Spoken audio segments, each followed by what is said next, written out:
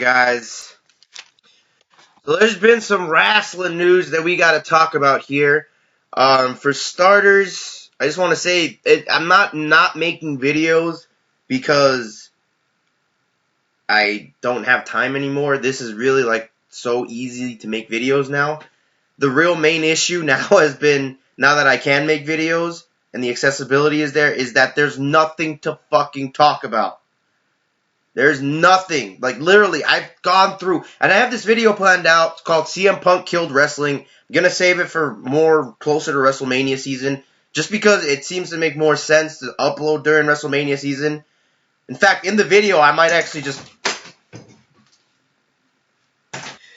kidding. I'm not actually going to walk out, but right now there is a little bit of wrestling news we need to talk about. First things first.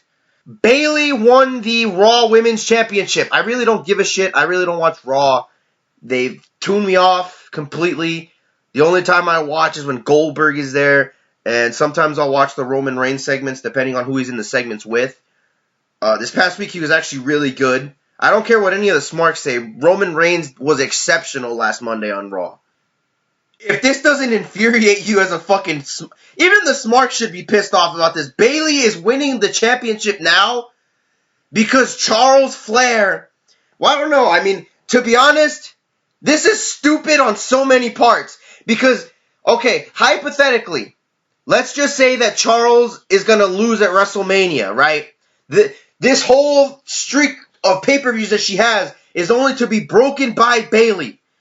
Wouldn't it have made more sense to have her fucking do it at WrestleMania and win the belt in the process, not just retain the belt? Wouldn't that have made more sense to anybody with a brain? Like, Jesus Christ. Okay, at WrestleMania, you should be set up to have the babyface win and have the babyface have their moment. What sense does it make to have Charles? This is proof, okay? The WWE is admitting it with this. If Bayley wins at WrestleMania, they are admitting that Charles Flair's pay-per-view streak is more important than the Women's Championship. There's no ifs, ands, or buts about it. And if Charles wins, Charles is literally being shoved down your throat. You want to argue that Roman Reigns is being shoved down your throat? I raise you a Charles Flair. Charles Flair has not lost a pay-per-view match. It's ridiculous. She wins everything. She wins everything. She's won the women's title, I think, more times than Roman Reigns has won the WWE title. If there was a women's Royal Rumble, I can guarantee you that Charles would have won all three of them since she got called up. She ended the longest reigning women's championship reign in history. How do you not see this, but you're okay with it? You say Charles Flair's the greatest fucking worker in history, even though all her promos... I hate you, Bayley. Honey, I'm the queen around here, okay? Honey... God! And this is a great point. Actually, MTO just brought this to my attention. Even though the chamber is built like a fucking jumper at a Mexican party, they still couldn't have a Divas Elimination Chamber? Do you know what that proves? That proves that the Hell in a Cell match wasn't revolutionary, since no one else but Charles and Sasha are allowed to have those matches. Give me a fucking break with Charles Flair. I am done. If you're a Charles Flair fan and you love Finn Balor but you claim Roman Reigns is being shoved down your throat, do us all a favor. Go to the Golden Gate Bridge, fight off the security, jump the fuck off, and stay underwater. Kelly was backstage on Monday Night Raw when they came to Vegas, which, by the way, I didn't go to because it's gee. If it was Smackdown, I might have gone, but that's beside the point. Anyway, I don't know. This might have just been a thing where she was just backstage. I know this happens a lot. I remember I think they said Carlito was backstage at a Royal Rumble once, and he just didn't show up. So, but hopefully this leads, actually, to Kelly coming back for real, for real. And I personally never hated Kelly as much as MTO. This dude fucking, if you guys, I don't know, this might be a little more refreshing your memory here. This might be a little more fresh, I should say. If you guys think that he hated Paige, you guys should see how he fucking hated Kelly. I don't know, but nowadays, and this is kind of like, this is exactly what our videos, what that series is going to be, where I look at our old videos and look at our hypocrisies. Right now, I would gladly take Kelly over 3 of the 4 horsewomen. I'd take Becky Lynch over her, but that's personal preference. Kelly is miles better. Fucking light years better than Charlotte Flair. Light years better than Charlotte Flair.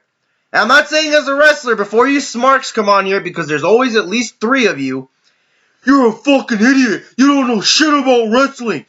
Kelly is more of a superstar than Charlotte will ever be. You can give Charlotte every fucking accolade that you want. She will still never be as big of a star as Kelly. Kelly got, I'm not even bullshitting, like, this isn't, I'm not even a Kelly fan, but when Kelly was at her peak in 2011, I'm not even bullshitting, she was getting John Cena pops. I'm not even kidding, like, there were John Cena pops, and then there were Kelly pops. That's how close they were. I'm not even kidding you. That's true. Go back and watch the footage. If you guys think I'm bullshitting, go watch the Elimination Chamber in 2011. Go watch that Kelly and Trish Stratus segment and tell me which one of the 2 got the bigger pop. I'm not saying which one of the 2 is the better, diva. I'm saying use your ears and your brain and tell me who got the bigger pop. So you know what? I hope Kelly comes back because she's still relatively young. She's still not old at all. She was really young when she started in WWE. I think she was like 19. So at this point, she's probably like 30 or something. So she's younger than Charles Flair. All right. Kelly had a storied WWE career, did her own thing for a couple of years, and she's still younger than Charles Flair. Hopefully, Kelly returns. She squashes everybody on Raw, and she wins the Women's Championship. On other news, the return of Eve Torres. That's right, ladies and gentlemen. Eve Torres has returned to SmackDown and decided to become Alexa Bliss's lackey.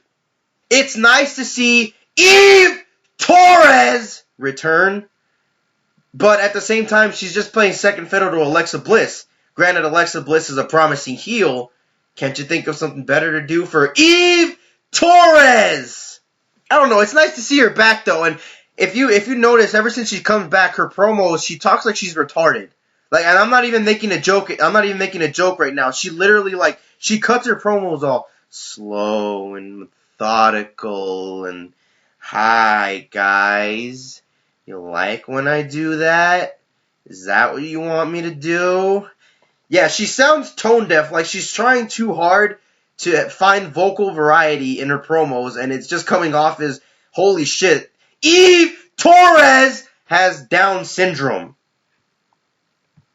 But I'm glad to see Eve Torres come back, and hopefully she does big things for the SmackDown Women's Division. Probably the most heart-wrenching news that we've heard in a while, aside from our boy, The Chavo Classic, dying, which, by the way, RIP to our buddy, The Chavo Classic.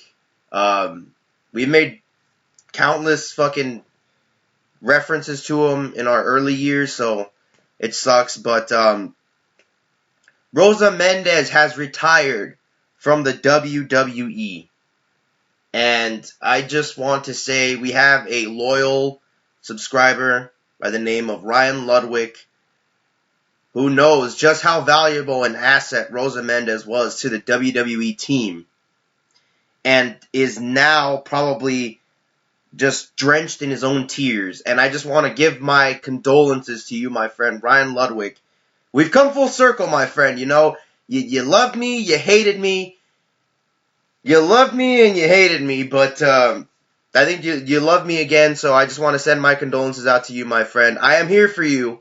I know this is a heart-wrenching moment. I know what this is like. I know what it's like to see your favorite go through a sudden retirement absolutely out of nowhere after having the greatest year of her professional career.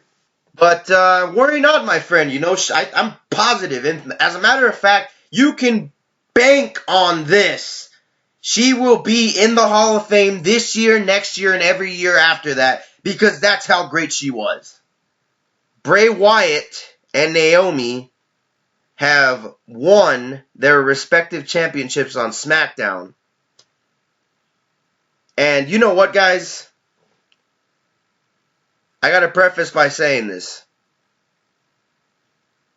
I have a lot of black friends. They're my camaraderies. They're my fucking compadres. Okay? But it's blatantly clear that Naomi only won the women's championship because she's black.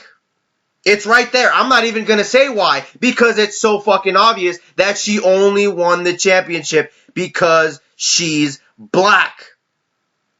Bray Wyatt hasn't won a match in 10 years. He all of a sudden wins the WWE Championship after he gets dreadlocks. Bayley wins the Women's Championship out of fucking nowhere. Is it because she has a fat ass? Is there a coincidence here? Because it's Black History Month? In all seriousness, though, it's really fucking random for Naomi to win the Women's Championship. I mean, Alexa Bliss just won the belt like 2 months ago. And, okay, admittedly, she hasn't been good in the ring. She's been botching a lot. She's pretty green. She's been a good champion, at least I would say. So, for Naomi to win it with little to no momentum, out of absolutely fucking nowhere, right before WrestleMania, where she's probably going to lose it, is mind-boggling, you know?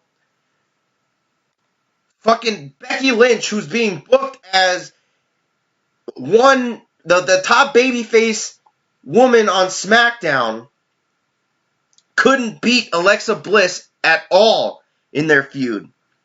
Naomi is 3 for 3 against Alexa Bliss. Like, I don't know. I don't understand it. It's dumb. And I'm not saying Naomi doesn't deserve it. I'm not saying she hasn't been good for the last couple of years. She's always been a good wrestler. If you go back and watch our videos, I always say that, okay, she definitely deserves a run with the belt. But this is just like the most random fucking time to do it. Because it doesn't make any sense. And on top of that, what the fuck is the WrestleMania match going to be? I heard it's going to be a multi-women's match. And that's where Naomi's probably going to lose it. So I'm guessing that this has something to do. Maybe Naomi knows her time's coming up. She's probably going to retire soon. So I'm guessing that that's what it is. And WWE wants to have her have a WrestleMania moment in her hometown. Something like that. That's just my guess. Because this is fucking random as fuck. So it's also a thing where I heard Sasha Banks is going to get drafted to SmackDown because she's crying that Raw sucks. And they're shoving Charlotte down your throats, which we've been saying for years. So, when Sasha Banks does go to SmackDown, do you really think Naomi's ever going to win another championship again? Like, well, Bray Wyatt won the WWE Championship, so I think Naomi stands a real chance of winning the WWE Championship. Bray Wyatt can win it. After being buried so fucking long, anybody can win it. But Bray Wyatt wins the WWE Championship in one of the worst Elimination Chamber matches I have ever seen. It has nothing to do with the actual action in the ring. In fact, it has nothing to do with the ring. It has to do with the structure that surrounded them the entire time. This thing looked fucking ridiculous, okay? I've seen shit from Jax, from the toys that they sell at Kmart, that not only look more painful, if you've ever stepped on those motherfuckers, I guarantee you they're more painful than what that fucking Elimination Chamber was. This was kids in a fucking jumper at a Mexican party after the piñata's been broken. That's what this match was.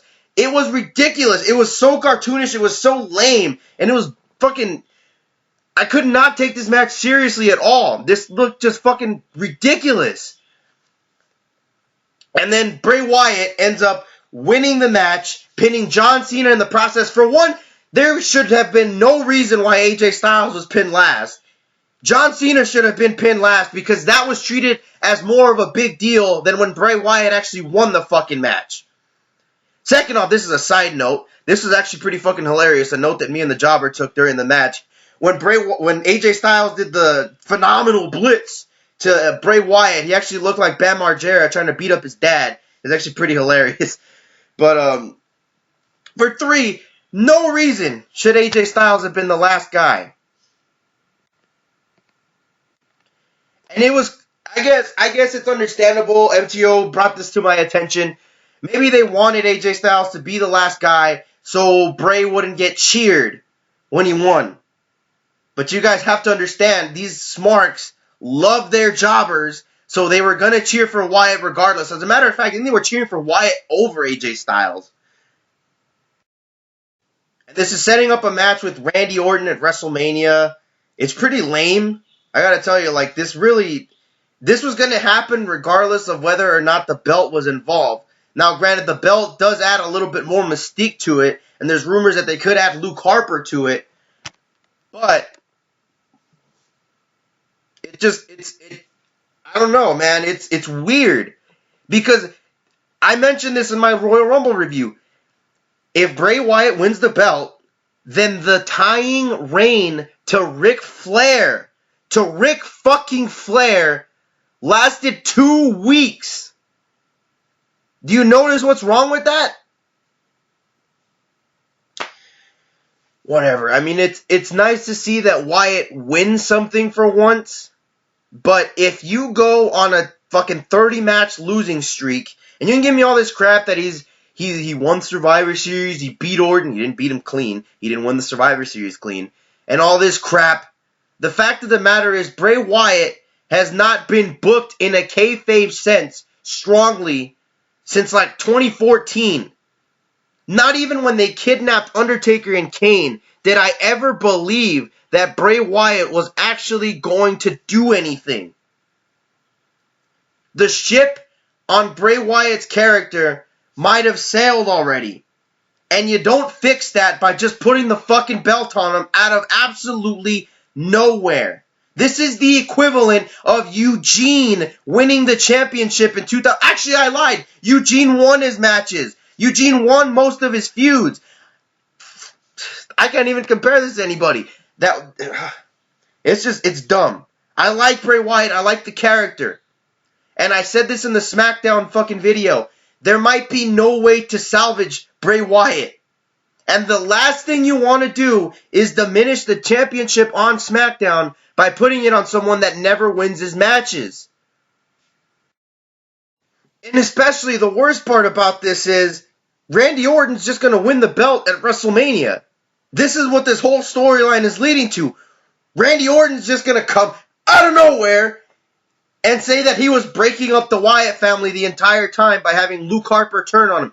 Wouldn't it have made more sense if you wanted to build Bray Wyatt back up to have him win the Royal Rumble and then Randy Orton win the belt at Elimination Chamber? I understand from a storyline purpose, maybe it wouldn't have made as much sense. But from an overall booking perspective on you trying to build a superstar on someone that the booking team has dropped the ball with time and time again, there should be no reason as to why that didn't happen. If this is the direction that they wanted to go in. Whatever. I think I've gone on long enough about this. I guess Triple H's whole thing now is he wants to create a stable with Kevin Owens and Samoa Joe. And the only real logic behind that is, I think we guessed it, Triple H has a fetish for fat guys. Now, one's more unapologetic about being fat. The other one at least covers up his disgusting fucking, I don't even know, stretch marks. That's the best term I can come up with here. But the thing is, here's there's so many things wrong with it that I don't even know where to begin. Okay, you could have chosen two worse guys than Kevin Owens and Samoa Joe. I will give you that. That's a positive you can look at. But one of the main issues, okay, so the thing with Samoa Joe, he's sort of stayed consistent with it. All right, he just got Samoa Joe up there, and Samoa Joe said the only reason that he's there is because of Triple H, and they made, they said shit about NXT. That's fine. The thing with Kevin Owens, he fucking, okay, let's just hypothetically say, how long has it been? I think it was in August when this happened. So it's been 6 months. Kevin Owens is more than halfway through his pregnancy, and he's still sporadically making references to Triple H, and it's fucking frustrating because they're not staying consistent with it. Back in when wrestling used to be good, they would constantly remind you of what the storylines were so you wouldn't forget about them. You didn't have to fucking go back. They didn't have to go, this happened 6 months ago, and we haven't made any references to it since then. We've practically forgotten all about it and expected you to forget all about it. But now it's happening again. That never happened. They always updated you with either new information or they reminded you that it happened. Now, granted, I didn't want to see Triple H joining Kevin Owens or Kevin Owens joining Triple H for 6 months on replay. But fuck, at least give us an idea of what the fuck is going on between Kevin Owens and Triple H, rather than just fucking leaving it for dead for 6 months and then deciding to bring it back up out of nowhere. It's stupid. And I read a fucking comment on the Facebook channel in the WWE page that said, this is guaranteed to be better than Evolution.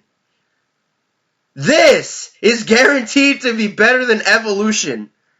And I say, I don't even like Randy Orton. Okay, I like Batista. I don't like Randy Orton. In what fucking planet are either of these two guys better than Randy Orton? Samoa Joe looks like one of the fucking animations on Sausage Party.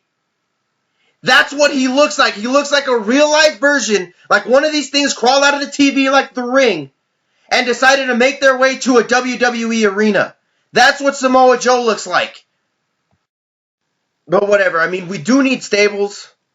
And if they do this right, maybe it won't be so bad. But anyone that's going to look back on this and say, wow, this was a long, planned-out storyline that took so many months to develop, it's like, oh my god, it's so frustrating that some people are actually going to look back on this with reverence because it was long. But just because it was long does not mean it was good. And that's one of the inherent problems that the WWE has right now.